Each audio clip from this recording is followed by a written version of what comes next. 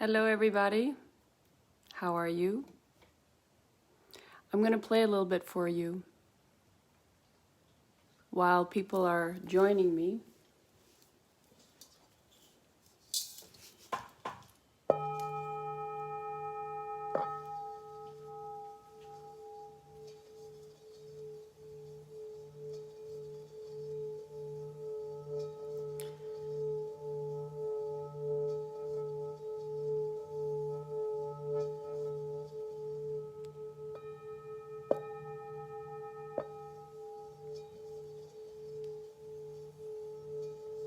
Good morning this Sunday morning. How are you all doing?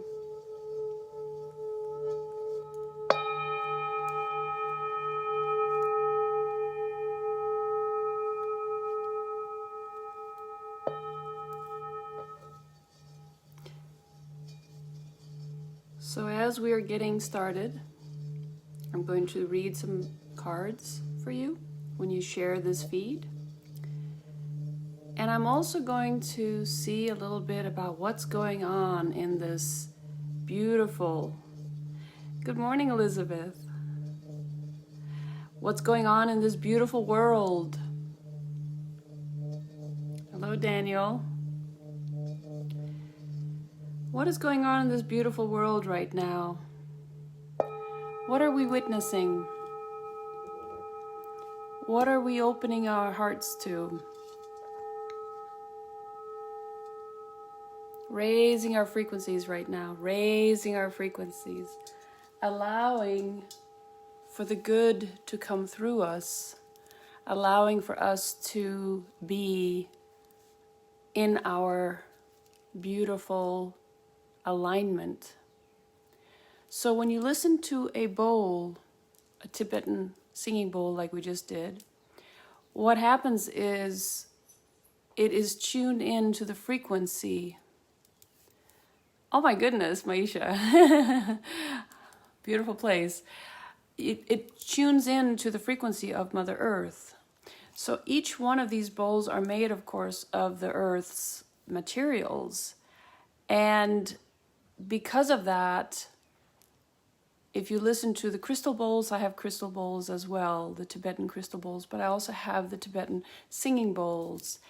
And each one of these bowls will get you back into alignment. And it's very important that we stay in alignment when all this is about to awaken the humanity. So it's very important to stay in the alignment. But today I'm going to do some cards, and especially the first card I'm going to take right now, I will do it for humanity. Then after that, I'm going to do it for Elizabeth. Okay, so we're just going to do that. So I think that right now, let's go into the mystical wisdom. And as some of you know, I have a fairy forest, and I know that sounds a little bit funny, but I do.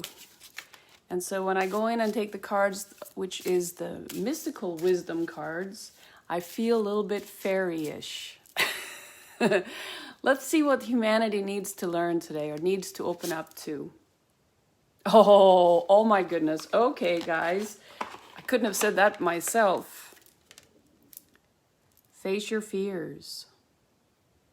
I love the horses. Release the power of fear. And I feel that is very, very prevalent today. Very, very. Face your fears. Release the power of fear. And it's funny that it's a horse. Look at that.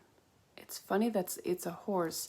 Has any one of you ever connected with a horse and felt the strength, but also the gentleness? So I'm just going to go and find this one. Face your fears.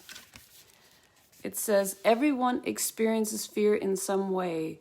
To triumph over your fear, you need to understand it, and only then can you release its power over you. Fear has a subtle way of showing you the dark side of yourself, immobilizing you, stealing your freedom and courage. Fear can also show you that something is worth fighting for and is an opportunity to build courage and a brave heart. The magic of nature and your angels will encourage you to overcome fear of things like change, loneliness, and the unknown. And you can be brave to face these challenges. So the mantra that we can do today is, I have courage to overcome my fears. Have you ever thought about when you look fear in the eyes? I have a story that I'd like to share with you. So before I turned 29, I went to a clairvoyant. And the funny thing is, with this clairvoyant lady, she looked at me and she looked at my grandfather. I was about 15, 16. She looked at my grandfather, she looked at me, and she said to him, she should be telling me my life. Why are you coming to me with this child? This child can do this herself. Well, the interesting part was, there was a lot of fears there that I needed to overcome. And it was a fear of seeing, because of what I was able to see and nobody else was able to see it. So I would stay in these areas where I would be very fearful. But I remember one thing she told me, and she said one thing, and that was, you will live to be very, very, very old. Diana, good morning. You will live to be very, very old, this clairvoyant said to me. She says, when you pass the age of 29. Oh my gosh. It was like telling someone at the age of 16 that she could leave at the age of 29. So what did I do? I went out to see if this was correct. So I tried all kinds of extreme sports, all kinds of extreme everything, to see if I was supposed to survive. I was flying airplanes. I took lessons. I went climbing, mountain climbing and stuff like that. And it was not something I told my family much about. I just had to do the extreme because I had to see, am I supposed to survive? So I wanted to look fear right in the eyes, because if I was only supposed to be here until 29, well, then I better, make the best out of it and try everything. I didn't try everything, but I tried quite a lot of things. And the year I turned 29, I was like, okay, I can now relax. I don't have to go and face any kinds of fears, because I more or less had faced all of them I had, I think.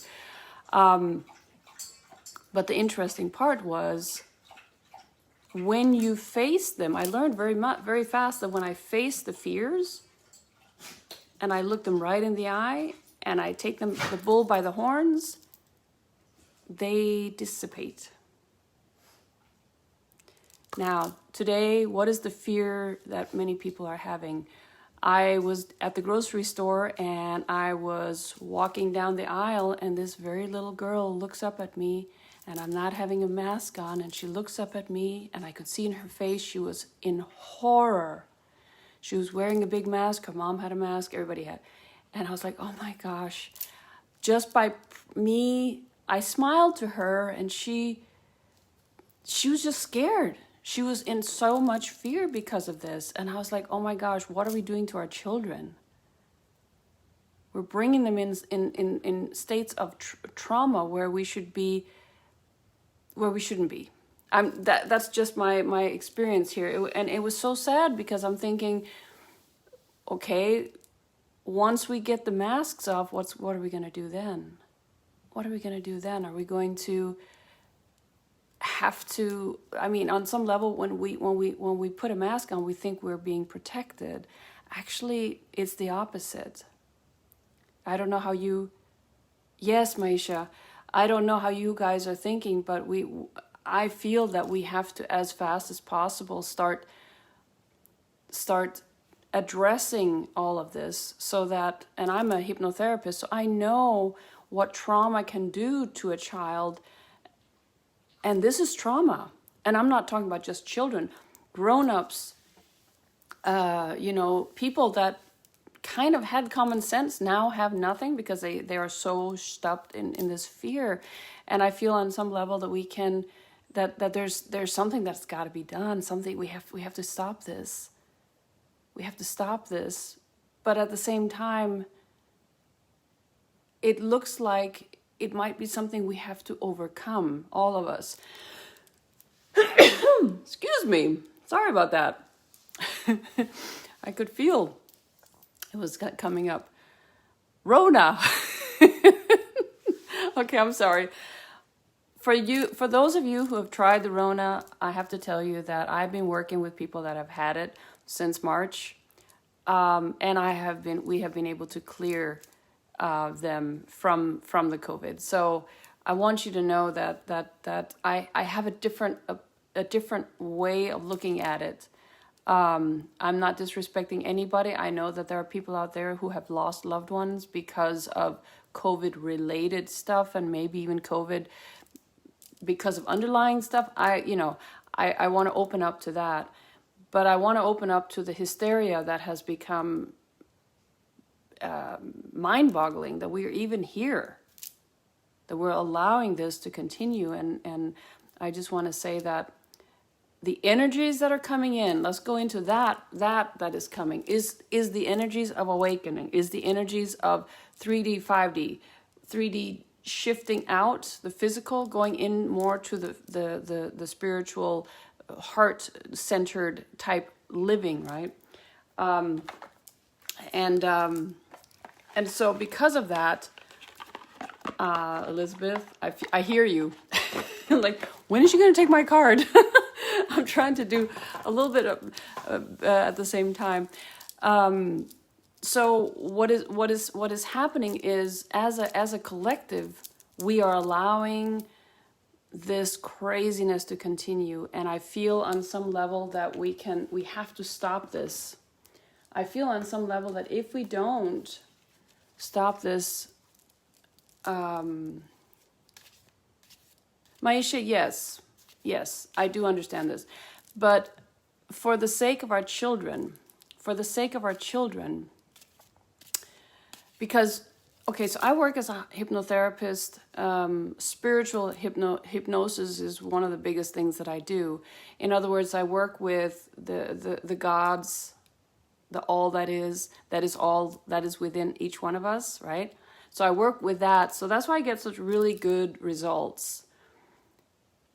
But I'm usually, when I go and regress backwards in time, it's usually to our childhood, right? That's where much of the stuff that we are stored, much of the things that stop us, much of the things that hold us back is residing, is in our bodies. It ends up becoming physical, or it becomes emotionally, mentally, stifling. But usually it's because it's something that's happened when we were children. And we carry it. And I'm thinking in 10, 15 years, when these children, these young ones are becoming grown-ups, they're going to be having that is stopping them. And that's what I'm looking at it from a mental, emotional state of being, that when you're in a state of hyper fear, I mean, this fear is immense. When you're in that state, what happens is, and you continue doing that for a long period of time, you're going to get anxiety. But it's going to be anxiety times 10, because you're in a whole year of this. You're hearing, you're feeling your parents, you're feeling your siblings, your friends, everybody's having, certain amounts of this. And as a child, you absorb all of that into you. Oh my gosh, I can't even believe. Because most of the times when I'm dealing with anybody's trauma, unless it's PTSD from the war, it's a different story. Yes, exactly. Well, when I'm dealing with somebody's trauma, it's not usually a whole year. It's not usually a whole family going through the same thing, right? Or a whole country. I mean, this is the norm right now. It's usually an incident. A whole year is not an incident. I'm going to be very busy. I don't want to be, but I'm going to be very busy because of this. I'm telling you. And it's not that I don't want to be, but I wish that I wouldn't have to, that people didn't have to go through this. That's really what I'm saying. Okay. Okay, my dear Elizabeth, I'm coming with your card. I feel you. I hear you. Come on. Okay. I hear you. Okay, let me see, Elizabeth. Let's see what Elizabeth. Okay, let's see. What card am I getting? Oh, okay. So, my dear, going with the flow, it's one of those things we all can do, right? So there's a part of you that needs to go with the flow. What does your heart say? What does your heart say in regards to relationships, in regards to work, in regards to what does your heart say? Go there. Go where your heart is the most aligned. Okay, because if you do anything that is against your heart, and this is something I want to tell everybody in my book. I wrote about heart-centered companies, corporations, and all that is going to be surviving. You're going to see a lot of companies and corporations that are not heart-driven, that are driven service to self and not service to others for the betterment of all. You're going to see those companies are going to be crashing. So if you have stocks in them, take them out. And that includes, and okay, one disclosure, I'm not a financial advisor. So I said it, but that's because I know that those are not going to stay. Yeah, Maisha, you're right. Yes, we are all going to be very busy. All the star seeds that came for this, we are prepared for this too, right? So a lot of you that are listening to this are star seeds. So you are prepared for working and helping your fellow human, right? But at the same time, I'm like, do we need to drag it on a lot longer? No, we don't. We need to clear this up. And so the energy of service to self, in other words, the energy that has to do with greed and fear and all of this control is leaving this planet. There's a little bit that's trying to hold on financially and all that. Don't worry, it is leaving this planet. So what we're going into is something that has to do with that has to do with us opening our hearts, opening our minds, opening our beings to all, right? And the heart-centeredness is very important. And the reason is because if you love what you do, it'll be the ripple effect that'll affect a lot of other people. If you do not love what you're doing right now, you're going to have to look for another avenue to find what your superpower is, to find what you really love to do, to find your abilities. Because sometimes, abilities is like, what do I like to do? If I didn't have to think about making money on this, what do I like to do? What do I love to do? What am I good at? What comes natural to me? For me, it was I had to go through a lot of different hoops before I found out that people are always coming to me for advice. And I would always think to myself after I talked to them, because it would be like somebody would come to me for advice, and it wasn't me that was telling them what, the advice. I was just channeling. I didn't know that was anything special. I just did. And people come back later and they're like, Helene, what you said to me really resonated. I'm thinking, oh my goodness, I hope she's not going to ask me what I said to her, because I have no idea. Because when I'm channeling, it's not Helene. It's all that is coming through, And I always tell people, when you get a reading from me, don't ask me later on. You've got to remember, or you got to record, because I won't remember, because it's channeled. It's totally channeled. Okay. Participation. Now, I'm gonna say right now, Elizabeth, there's something about you participating, Elizabeth, and everybody else who's on this call. So just know that when you're on this call, or if you are listening to this later on, this pertains to you as well. Okay. Participation it has something to do with balance. First, you got to go with the flow. But then it has something to do with balance. 4 is foundation as well. So what is it that you are participating in right now, or that you're not, I'm feeling that there's something you're not wanting to participate in, but have to because of outside, almost outside pressure. It's almost like, I feel that you're trying to balance what is expected of you versus what you really want to do.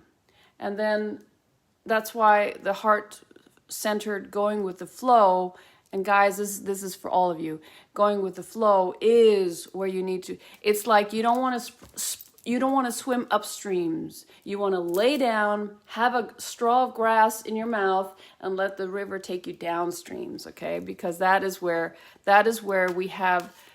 That's when we're in the flow. That's when our hearts are expanded. That's when we are in where we want to be. Okay. Gosh, I have a pain. Okay, so and this card fell out. Playfulness. Where you can find playfulness, please. Find what makes you happy. What makes you happy? Do that. That is something that is going to give you so much more. And I'm going to do something that I usually don't do, but I'm going to do that today.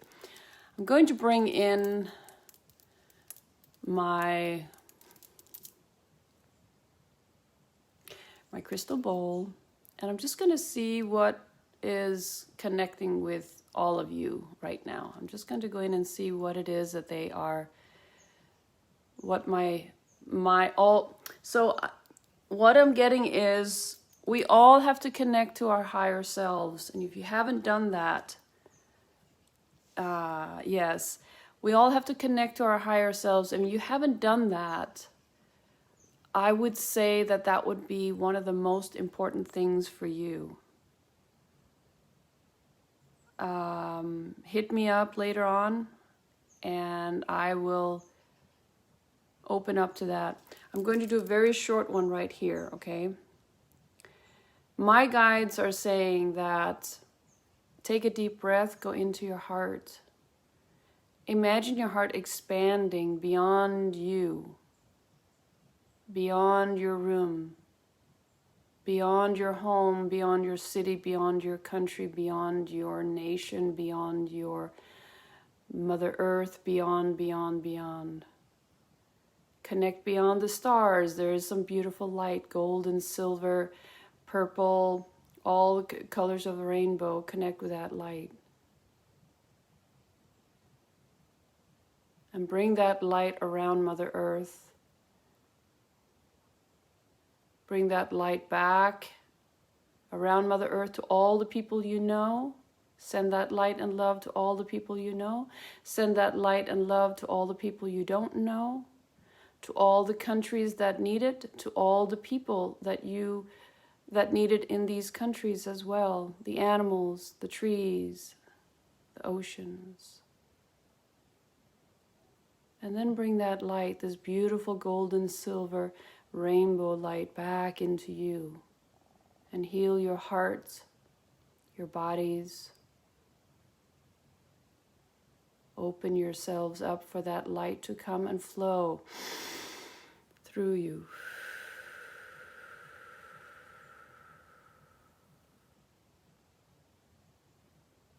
There you go. You see, sometimes when we do that, we allow ourselves to just be expanded, open, loving. You see, the expanded state of our hearts is where we open up to our divinity, is where we open up to all that is where we're connecting. So right now we're connecting, all of us. Our hearts are connecting, all of us. This is what you can do at any time. Connecting. Wishing the best for all. Wishing the best for all. Loving. I love you all. This is just going to be a short one today. I have some recordings I need to do today, but just know that you are in my heart and that I love you all with so much love and light. Over.